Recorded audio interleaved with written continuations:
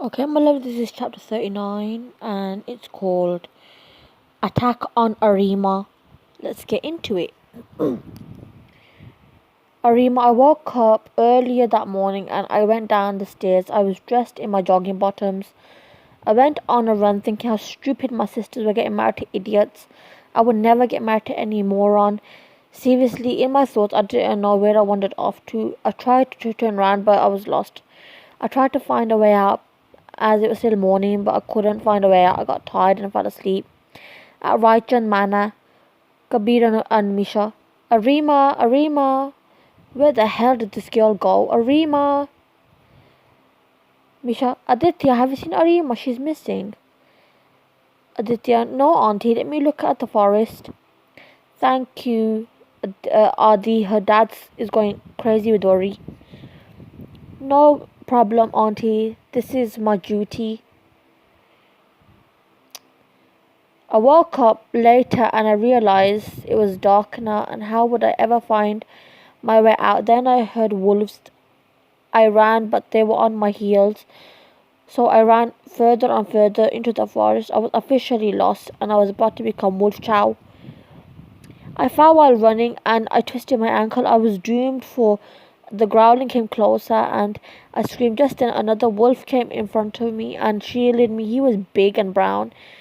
The other wolves backed off and the wolf changed into Aditya. He was naked. I turned my face and Aditya put his trousers on. He was shirtless and I blushed. And Aditya winked at me and he chuckled and I buried my face into the nook of his neck.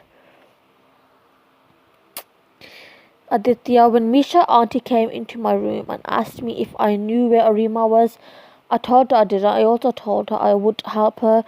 She thanked me, but to be honest, I was in love with Arima and I didn't want to see her hurt. So I changed my form into wolf and I had a scent. I also smelled rogues. She was surrounded. I saw her sitting on the floor holding an anchor. She screamed. I jumped in front of her. The wolves ran off. I was bigger than them as I was full wolf. My mom was leader and my dad was her companion. I let them go and shifted to human, but Arima turned her face and blushed. I love her blush so much. I put my trousers on and then I lifted her up into my arms. She blushed again. I chuckled at her. Then she hid her face in the nook of my neck. It felt good. I felt she had a fever too, so I took her home in the car. Everyone was happy to see her, and Kabir uncle came and hugged me for finding her. Rajveer smiled at my care for Arima and smiled too because I smiled too because he was right. I did love Arima, but did she love me? I wondered. Arima, I was in bed with a fever, and I was thinking of Aditya about when he came like a fast track racer. He scared the evil wolves where he saved me. I was in love with his bravery. He tolerated all my pranks.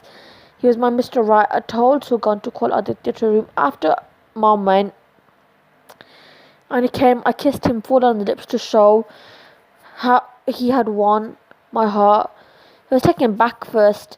Then he smiled as he touched my cheeks and they felt warm by every caress. Then I told him I loved him and it would be odd if he didn't love me back. But he shut me up with a kiss. Two things I knew. First, he was aware of us, and second, I loved him with all my heart. Fell asleep on his bare chest. It was honestly the best sleep I had had in forever. I was called into Arima's room by Sugan and I sat on her bed.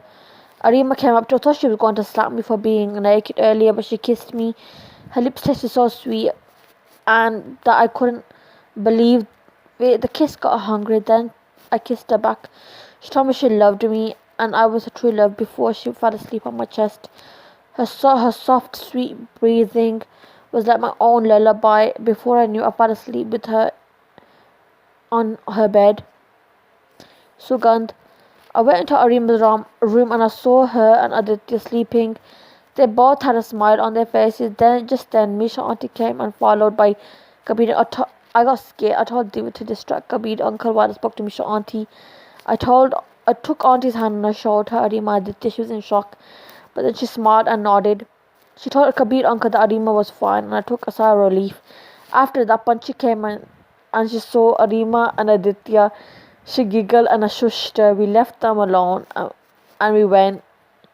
So this was chapter 39. I hope you enjoyed it, and chapter 40 is coming up soon. Bye.